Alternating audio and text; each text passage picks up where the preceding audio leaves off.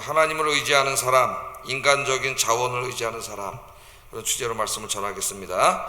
오늘 말씀을 보면은 하나님이 두 부류의 사람에 대해서 말씀을 하시는데, 한 부류의 사람은 하나님의 복을 받는 사람이고, 또 한 부류의 사람은 하나님의 저주를 받는 사람. 어떤 사람이 하나님의 복을 받는가, 어떤 사람이 하나님의 저주를 받는가, 거기에 대해서 분명히 하나님께서 말씀을 하십니다. 그래서 하나님을 신뢰하고 하나님을 의지하는 사람은 복을 받고, 또 인간적인 자원을 의지하고 하나님을 멀리하는 사람은 저주를 받는다. 하나님 분명하게 그렇게 말씀을 하셨습니다. 그래서 오늘 말씀의 핵심적인 것은 뭐냐면은, 내가 가진 인간적인 힘과 지식과 경험을 의지하지 않고 늘 하나님을 가까이 하면서 하나님 의지하고 사는 삶을 살아야 된다. 이것이 하나님 주신 메시지입니다. 말씀을 좀 보겠습니다. 자, 먼저 저주받는 인생에 대해서 말씀을 하셔요. 5절 한번 읽어보겠습니다. 시작. 사람을 믿으며 육신으로 그의 힘을 삼고 마음이 여호와에게서 떠난 그 사람은 저주를 받을 것이라. 저주를 받는 인생에 대해서 말하는데, 어떤 사람이 저주를 받아요? 사람을 믿는 사람, 육신으로 그 힘을 삼는 사람, 그죠? 그리고 마음이 여호와에게서 떠난 사람, 이렇게 말하고 있어요. 그게 이제 두 가지인데, 이 예레미야 시대의 이 이스라엘 백성들이 하나님보다 인간적인 자원을 더 신뢰하고 의지했습니다. 하나님 의지하고 살아야 되는데, 하나님은 멀리하고, 하나님 멀리했다고 하는 말은 이제 예배도 잘 드리지 않고 기도도 잘 하지 않고 자기들이 가지고 있는 인간적인 자원을 의지하고 살았어요. 하나님보다 자기가 가진 것을 더 신뢰하고 살았던 것이죠, 이 사람들이. 그래서 그들의 마음에 하나님은 없어지고 온통 세상의 것들로 가득 차 있었습니다. 그들은 자신들이 가지고 있는 그 인간적인 지식과 경험과 지혜, 이런 것들을 자랑했고, 자신들의 재물과 권력, 그리고 자기가 의지할 수 있는 사람, 이런 사람들을 더 신뢰하고 의지하고 그렇게 살았습니다. 이미 예레미야 9장 23절 24절에서 하나님이 이러한 삶을 사는 사람의 어리석음에 대해서 책망을 하셨는데, 그렇게 살지 말라고 말씀하셨는데도 계속 그렇게 살았어요. 예레미야 9장 23절 24절 한번 보겠습니다. 여호와께서 이와 같이 말씀하시되, 지혜로운 자는 그의 지혜를 자랑하지 말라. 용사는 그의 용맹을 자랑하지 말라. 부자는 그의 부함을 자랑하지 말라. 자랑하는 자는 이것으로 자랑할지니 곧 명철하여 나를 아는 것과 나 여호와는 사랑과 정의와 공의를 땅에 행하는 자인 줄 깨닫는 것이라. 나는 이 일을 기뻐하노라. 여호와의 말씀이니라. 이렇게 말합니다. 자, 용사는 자기의 용맹과 힘과 그 다음에 이렇게 무술과 이런 걸 자랑하겠죠. 자기가 가진 것, 재능, 남보다 뛰어난 것, 그런 걸 믿고 삽니다. 또 부자는 자기가 가지고 있는 재물, 경제력, 그게 하나님이 되는 거죠. 그걸 의지하고 신뢰하고 살아요. 돈이 많을수록 하나님을 믿기가 어려운 환경이에요. 그래서 부자가 천국에 가는 건 낙타가 바늘구멍 들어가는 것보다 더 어렵다 그랬어요.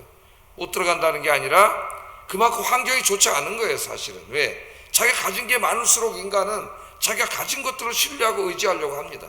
지식도 마찬가지, 지식이 많아지면은 하나님의 말씀보다는 자기가 가지고 있는 지식, 또 자기가 경험했던 많은 경험들, 이런 것들을 신뢰하고 의지할수록 기도하지 않고 하나님은 내 마음에서 점점 멀어지는 거죠. 우리 하나님이 그렇게 하지 마라, 그렇게 말했습니다. 어떤 사람은 지혜를 자랑하고 지식을 자랑하고 그렇게 한다는 거예요. 하나님 그렇게 살지 말라고 말씀을 하시는데도, 9장에 이미 말씀을 하셨는데도 계속 이스라엘 백성들은 그렇게 삽니다. 자, 이게 이런 사람들은 오늘 우리 현대에도 많이 있죠. 교회를 다니면서도 하나님은 마음에서 멀어져 있고, 자신이 가진 것들을, 세상 것들을, 인간적인 것들을 자기 안에 가득 채워놓고 그것이 하나님이 되는 거죠. 말로는, 입으로는 하나님을 얘기하는데 사실 그 사람이 믿고 신뢰하고 사랑하고 사는 건 하나님이 아니에요. 자기가 가지고 있는 것들이죠. 예? 그게 하나님이 되는 거죠. 우리 하나님이 그렇게 하지 마라, 그렇게 말했습니다. 어떤 사람은 요즘에도 많은 그리스도인들이 그렇게 살아가요. 그래서 하나님보다 그것들을 더 의지하면서 살아갑니다. 교회 다니지만 이런 분들 기도하지 않습니다. 기도 생활이 없어요. 하나님을 의지하지 않는데 하나님 마음에서 멀어졌는데 자기가 가진 게 너무나 많고 그것들을 바라볼 때마다 막 그게 의지가 되고 신뢰가 되고 그러는데 하나님을 의지할 리가 없습니다. 자, 이런 사람의 마음에는 하나님은 없고 오직 돈과 세상의 권력과 재미와 이런 것들로 가득 차 있겠죠. 그 마음에 하나님이 있을 수가 없습니다. 자, 이런 사람, 이렇게 하나님을 멀리하고 자기가 가진 것들을 의지하고 신뢰하면서 그렇게 지극히 인간적으로 사는 사람에게는 오늘 하나님 뭐라 그러셨냐면 저주가 임한다 그랬어요. 저주가 임한다. 6절 한번 읽어볼까요? 어떤 저주가 임하는지, 인생이 어떻게 되는지 읽어보겠습니다. 시작.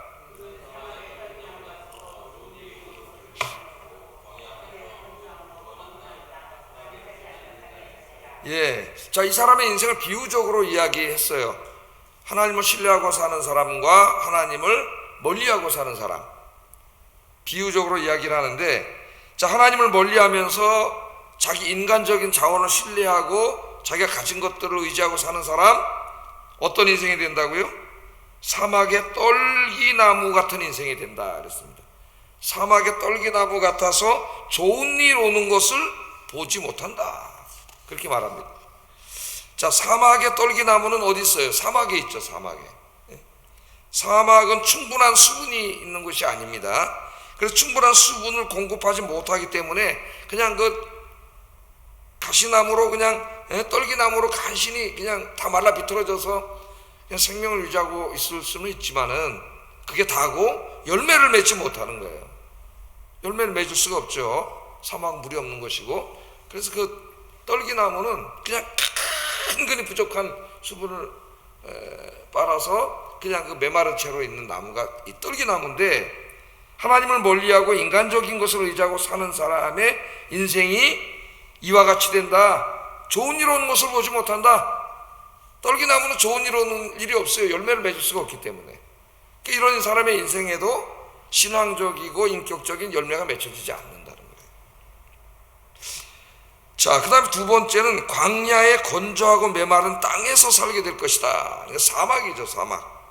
사막도 역시 그 이미지가 주는 의미는 같습니다. 사막 땅은 황폐하고 메말라서 그 인간이 살 수가 없어요. 어떤 열매도 자랄 수가 없습니다. 맺을 수가 없는 것이죠. 황폐하고 죽은 땅이에요. 하나님을 의지하지 않고 인간과 인간의 자원을 의지하는 사람은 이와 같은 인생이 된다. 사막의 가시떨기 혹은 그 메마른 땅, 황량한 땅, 사막과 같은 인생이 된다. 그렇게 이야기를 합니다. 그러니까 얼마나 어리석은 인생입니까? 하나님을 의지하고 살면 하나님의 복을 받는데, 근데 많은 사람들이 그렇게 살고 있는 거예요. 신약 성경에서도 그런 사람이 나오죠. 예수님의 이제 설교에서 누가복음 12장에서 비유 설교 중에 나옵니다. 그 비유에 나오는 어리석은 부자는 우리 인간들의 삶의 군상을 보여주는 것이죠. 누가복음 12장 16절 19절 보면은 또 비유로 그들에게 말하여 이르시되 한 부자가 그 밭에 소출이 풍성함에 심중에 생각하여 이르되 내가 곡식 쌓아둘 것이 없으니 어찌할까 하고, 또 이르되 내가 이렇게 하리라 내 곡간을 헐고 더 크게 짓고 내 모든 곡식과 물건을 거기 쌓아두리라. 또 내가 내 영혼에게 이르되 영혼아 여러 해 쓸 물건을 많이 쌓아두었으니 평안히 쉬고 먹고 마시고 즐거워하자 하리라 하되. 너무나 유명한 비유의 말씀입니다. 어떤 농부가 농사를 져서 정말 풍년이 들어가지고 그 곡식이 엄청 많아져. 그러니까 어떻게 했어요? 하나님이 그걸 하나님께 드리고 어려운 이웃들과 나누어서 같이 살아야 되는데 욕심이 나가지고 창고를, 조그만 창고를 부시고 더 창고를 크게 짓고 거기다 그걸 가득 채워놨어. 가득 채워놓고서 바라보면서 마음이 너무 흡족해가지고 내 영혼아 평안하라, 내 영혼아 평안하라, 여러 해 쌓아둘 것을 모아두었으니 내 영혼아 평안하라, 그렇게 얘기하잖아요. 자기의 재물을 의지하고 재물을 바라볼 때마다 의지가 되고 신뢰가 되고 마음의 평안을 거기에다 의지하고 이런 사람이잖아요. 예수님이 뭐라 그러셨어요? 하나님이 이르시되 어리석은 자여 오늘 밤에 내 영혼을 도로 찾으리니 그러면 내 준비한 것이 누구의 것이 되겠느냐 하셨으니 자기를 위하여 재물을 쌓아두고 하나님께 대하여 부유하지 못한 자의 인생이 이와 같으니라. 하나님에 대해서는 아무것도 한 것도 없고 그냥 곶감만 뿌시고 계속 쌓으면서 그 쌓아놓은 거 바라보면서 그 의지하고 내 영혼아 평안하라 하고 사는 이 사람, 자기의 재물 가진 것, 이게 하나님이 된 사람, 하나님은 없어지고 멀어진 사람, 그 사람에게 어리석은 자라고 얘기하잖아요. 그렇게 사는 사람한테 오늘 밤에 내가 네 영혼을 데려갈 건데, 아니 몇 년 먹을 거를 내가 쌓아놨다. 오늘 밤에 하나님이 데려가 버리면 끝나는 인생이, 예? 오늘 밤에 데려가면 끝나요. 오늘 밤에는 우리가 어떻게 합니까? 여러분, 어리석은 인생이라는 거죠. 나는 지금, 이게 중요한 게 나죠. 나는 지금 내 마음에 누가 있는가, 무엇이 가득 차 있는가, 예? 누구를 의지하고 사는가 점검해 보시기를 바랍니다. 날마다 점검해 봐야 돼요. 이게 하나님의 저주를 받아서 사막의 이 떨기나무, 사막 땅 같은 황폐하고 열매 맺지 못하는 인생이 된다고 하나님 말씀을 하셨으니 그 길로 가면 그렇게 되는데도 그렇게 간단 말이에요. 빨리 돌아서야 됩니다. 그러면 두 번째 하나님이 길을 가르쳐 주셨어요. 그 길로 가면 안 된다. 이 길로 가야 된다. 복 받는 인생. 하나님 우리 모두가 이 길로 가기를 원하세요. 하나님 복을 받기를 원하십니다. 7절 한번 읽어보겠습니다. 시작. 여호와를 의뢰하는 그 사람은 복을 받을 것이라. 뭐 복잡한 게 없습니다. 여호와 하나님을 의지하고 여호와 하나님을 의뢰하는 거예요.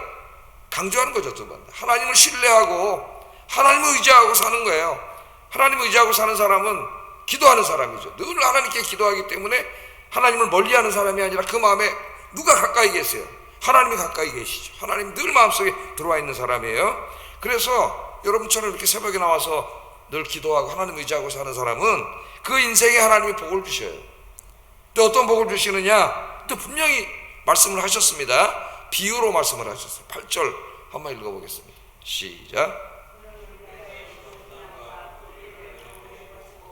더위가 올지라도 두려워하지 아니하며 그 잎이 청청하여 가무는 해에도 걱정이 없고 결실이 그치지 아니함 같으리라.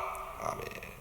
이 복스럽고 아름다운 그림을 보세요. 아까 그 하나님을 멀리하고 인간적인 자원을 의지하고 사는 사람의 인생은 사막의 가시떨기나무, 물이 하나도 없는 그 죽은 땅의 가시떨기나무예요. 그런데 여기 하나님을 의지하고 사는 사람은 시냇가에 심겨진 나무예요. 똑같이 두 개 나무입니다. 예? 똑같이 인생이에요. 그런데 확연하게 차이가 나죠. 여기 아주 극적으로 대조를 하고 있습니다. 하나님께서 시냇가에 심겨진 나무는 어때요? 그 옆에 시냇물이 흐르지 않습니까? 그죠? 시냇가는 이제 이스라엘의 시냇가는 두 가지가 있는데 우기 때만 물이 흐르고 우기가 아닌 때는 그냥 메말라버려 땅이 쩍쩍 갈라지는 땅이 있어요. 그런 건 와디라 그래요. 와디. 그런 시냇가가 아닙니다. 여기는. 왜냐하면 이스라엘 땅은 겨울에만 비가 오기 때문에 비가 안 오는 이제 건기에는 다 말라 비틀어져요. 근데 여기 시냇가는 사시사철 비가 오나 안 오나 흐르는 우리 시냇가예요. 우리 한강이 비가 안 온다고 뭐 메마르나요? 그런 건 없잖아요. 뭐 저렇게 큰 강은 아니지만은 사시사철 흐르는 시냇가니까 무더운 여름에도 기근에도 걱정이 없다 그러잖아요. 아무 기근이 없어요. 항상 물이 흘러. 예? 그래서 그 뿌리가 어디로 가요? 그 시냇가 강가로 가서 풍성한 수분과 자양분을 다 공급받아. 그래서 그 잎이 푸르고 잎이 무성하고 열매는 주렁주렁 열리고 그 나무는 실하고 튼튼하고, 그런 나무와 저 사막에 다 말라 비틀어진 가시떨기 나무를 비교해 보세요. 이렇게 차이가 난다는 거예요. 하나님을 멀리하고 인생을 의지하고 사는 사람과 하나님을 신뢰하고 하나님만 의지하고 기도하며 사는 사람의 인생이 이와 같이 큰 차이가 난다. 하나님을 의지하고 사는 사람은 그 시냇가에 심겨진 나무와 같이 그 나무가 실하고 잎이 무성하고 많은 열매를 맺는 그런 축복의 인생이 된다, 그렇게 말합니다. 자, 이 말씀은 어디 말씀과 매우 유사합니까? 시편 1편 말씀하고 매우 유사하죠. 시편 1편에 복 있는 사람은 악인의 길을 쫓지 아니하며 죄인의 길에 서지 아니하며 오만한 자의 자리에 앉지 아니하고 오직 여호와의 율법을 즐거워하며 그 율법을 주야로 묵상하는 자로다. 저는 시냇가에 심은 나무가 시절을 쫓아 열매를 맺으며 그 잎사귀가 무성함 같으니 그 행사가 다 형통하리로다. 아멘. 제가 암송한 거는 이제 요 성경이 아니고 이전 성경으로 다 암송을 했기 때문에 이전 개역 성경으로 암송을 했습니다. 이 성경은 언제 암송했냐면은 중고등학교 때 수련회 가서 밥을 먹을 때마다 성경 구절을 암송해. 요새 하는지 안 하는지 모르겠는데, 그래서 그 중고등학교 청년 때까지 외운 성경 구절이 굉장히 많아요. 그게 지금 엄청나게 도움이 돼요. 그래서 꼭 가서 우리 강사님 목사님 계신데 밥 먹기 전에 성경 구절 꼭 암송해가지고 그 학생 때 외운 성경을 잊어먹질 않아요. 성경 구절 꼭 암송시키는 교육을 시켜야 됩니다. 자, 그래서 이 시냇가에 심은 나무, 여기 시냇가라고 하는 것은 하나님의 성전을 상징해요. 성전. 그 시냇가는 시냇가에 심겨진 나무나 하나님의 성전에 심겨진 사람과 똑같은 거예요. 하나님의 성전에 와 있잖아요. 하나님께서 생명력을 계속 공급해 줘요. 물이 생명력이에요. 성령을 통해서 생명을 계속 공급해 주기 때문에 이 첫째는 영적인 의미가 있어요. 이 물질적인 의미보다 이 사람의 영이 어떻게 돼요? 큰 신앙의 나무같이 돼서 영적으로 풍성하고 성령 충만한 사람이 되는 거죠. 뿐만 아니라 그 사람의 인생도 그와 같은 인생이 된다. 오늘 하나님께서 이렇게 말씀해 주셨습니다. 오늘 새벽에 오신 여러분의 인생이 늘 하나님을 의지하고 기도하고 사는 사람이 되어서 시냇가에 심겨진 나무가 되기를 주의 이름으로 축복합니다. 우리 찬송도 있잖아요. 너는 시냇가에 심은 나무라. 너무 은혜스러워. 짧은 찬송이지만은 시냇가에 심겨진 나무가 되도록 늘 주님 전에 나와서 기도하세요. 자, 그 다음에 이제 하나님 뭐라고 말씀하시냐면은 여호와 하나님을 떠나고 자기의 인생을 의지하고 그 마음을 세상적인 것, 인간적인 것으로 가득 찬 그런 인생은 인생이 메마를 뿐 아니라 그 마음이 부패하게 된다. 마음이. 9절 한번 읽어봅니다. 시작. 마음이라 누가 능히 이를 알리오. 마는 마음은 보이지가 않아요. 그 사람들이 몰라. 누가 능히 마음을 알리오. 그러나 하나님 떠난 인생은 어떻게 돼요? 그 인생이 메마를 뿐만 아니라 마음이 부패하게 돼요. 보이진 않아 우리 눈에. 그러나 마음이 부패하게 돼요. 하나님은 오늘 그 마음을 다 들여다보신다 그러잖아요. 그 부패한 마음, 원래 인간이 타락한 다음에 그 마음이 부패하게 됐죠. 그래서 마음이 부패했기 때문에 죄를 짓는 거예요, 인간이. 그런데 이스라엘 백성은 하나님의 백성이 되고 언약 백성이 됐습니다. 하나님을 예배하고 또 성전에 와서 늘 어떻게 죄 사함을 받고, 그래서 마음이 깨끗한 사람으로 만들어 주셨는데 다시 하나님을 멀리하고 우상 숭배하고 죄짓고 사니까 그 마음이 다시 부패해졌어. 이 모든 인간의 도덕적인 악은 어디서 나오는 거예요? 이 부패한 마음에서 나오는 거예요. 보이진 않지만 저 사람이 말하고 행동하는 걸 보면 저 마음 상태를 알 수가 있어요. 우리가 마음의 상태. 마음이 부패했기 때문에 여기서 모든 도덕적인 악이 나오는 것이죠. 우리 하나님은 그 마음을 다 살펴보시고 또 그 행실대로 심판하신다고 말씀합니다. 10절 11절 한번 읽어보겠습니다. 시작. 심장을 살피며 폐부를 시험하고 각각 그의 행위와 그의 행실대로 보응하나니 불의로 치부하는 자는 자고새가 낫지 아니한 나를 품몸 같아서 그의 중년에 그것이 떠나겠고 마침내 어리석은 자가 되리라. 아멘. 자, 여호와는 심장을 살피며 폐부를 시험하고, 뭐 우리의 보이지 않는 심장과 폐부를 말할 수도 있겠지만은 결국은 우리의 그 마음 속 깊은 곳, 내 마음이 어떤 상태에 있는지를 하나님은 다 보고 계십니다.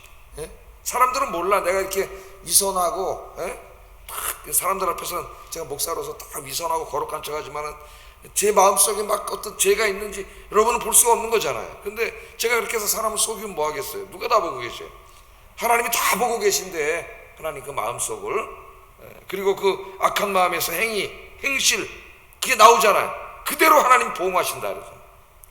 갚아주신다고 얘기합니다. 그런 말을 하시면서 한 가지 이제 대표적인 그 예를 드는데, 불의로 치부하는 자, 마음이 부패한 자의 이제 삶 속에서 대표적인 하나를 예로 드는데, 불의로 돈을 벌어서 부자가 되려고 하는 자예요. 그러니까 정직하게 일하고 늘 하나님 의지하고 기도하면서 도덕적으로 선하고 정직하게 일을 해서 복을 받아야 되는데, 이 마음이 부패한 자는 자기가 노력하고 정직하게 돈을 버는 것보다는 일확천금을 꿈꾸고 그냥 불의로 치부하려고 그러는 거죠. 그렇게 된다는 거예요, 사람이. 그래서 그 불의로 치부하려고 하는 자는 어떤 인생이 되냐면은 자고새와 같은 인생이 된다. 그래, 자고새. 꿩과에 속한 새라릅니다. 자고새는 이제 제가 이렇게 자료를 좀 찾아보니까 그 알을 많이 난다 그래요. 알을 많이 나는데, 그래서 알을 많이 나서 품는데 자기 알만 품는 게 아니고 욕심이 많아가지고 다른 새가 낳은 알도 와서 막 품는데요. 그런 속설이 있답니다. 그러니까 이스라엘 사회에 자고새 그러면은 그런 것의 상징이에요. 자기는 알을 낳으려는 노력은 하지 않고 남이 낳은 다른 새가 낳은 알을 가서 자기가 품어가지고 자기 새끼로 삼으려고 하는 이런 이제 그 속설이 있었다 그래요. 그러니까 자고새와 같은 인생이 된다는 것은 그런 인생이 된다는 거예요. 그럼 어떻게 되겠어요, 여러분? 자고새가 남의 알을 품었어요. 남의 새 알을, 욕심이 나가지고 그 새가 됐어요. 그 새가 자라 보니까 우리 엄마하고 다르게 생겼네. 그러면 떠나버린다, 날아가 버린다는 거예요. 오늘 그 말씀입니다. 자고새가 낳지 아니한 알을 품음 같아서 중년에 그것이 떠나겠고. 그 어떻게 살아야 돼요? 우리가 하나님 말씀대로 살아야 되고 하나님 의지하고 기도하면서 정말 선하고 정직하게 열심히 살아야죠. 그럼 하나님 그 열매로 복을 주시죠. 그렇게 우리가 살아야 돼. 그렇지 않고 그런 노력도 하지 않으려고 그러고 마음이 부패해 있고 돈에 대한 욕심과 탐욕은 가득 차고 그러니까 어떻게 일확천금을 꿈꾸고 남의 것을 불이하게 부당하게 막 한 번에 막 벌어오려고 하는 거죠. 그렇게 해서 잠깐 돈을 벌 수도 있으나 결국 어떻게 된다는 거예요? 자고새가 커면 날아가 버리는 것처럼 중년에 다 없어져 버린다. 아무 소용없는 자고 그렇게 사는 자는 어리석은 자다. 자고새와 같이 욕심 부리다가 망하는 인생이 된다. 우리 주님이 그렇게 말씀을 하십니다. 하나님께로 돌아가면 어떻게 돼요? 그 마음을, 부패한 마음을 하나님이 치유해 주세요. 깨끗한 마음으로, 청결한 마음으로 하나님이 만들어 주시는데 오늘 아침이 그런 시간이 되시기를 주의 이름으로 축복합니다. 그런 마음이 깨끗해지면은 내 생각도 깨끗해지고 내 말도 깨끗해지고 내 행동도 깨끗해지고 나의 도덕적인 삶도 깨끗해지고 정직한 사람이 되어서 자고새가 아니라 하나님 복 주시는 새가 됩니다. 오늘 아침에 이 말씀 붙잡고 기도하시는 여러분 되기를 주의 이름으로 축복합니다. 기도하겠습니다. 내가 가지고 있는 인간적인 자원이 아니라 살아계신 여호와 하나님만 의지하고 기도하며 살게 하소서. 두 번째, 내 인생이 시냇가에 심겨진 나무처럼 날마다 하나님이 공급해 주시는 자원을 공급받아 영육간에 풍성한 복을 누리게 하소서. 세 번째, 늘 기도와 말씀으로 우리의 부패한 마음을 깨끗게 하여 하나님 앞에 도덕적으로 깨끗하고 정결한 삶을 살게 하소서. 기도하겠습니다.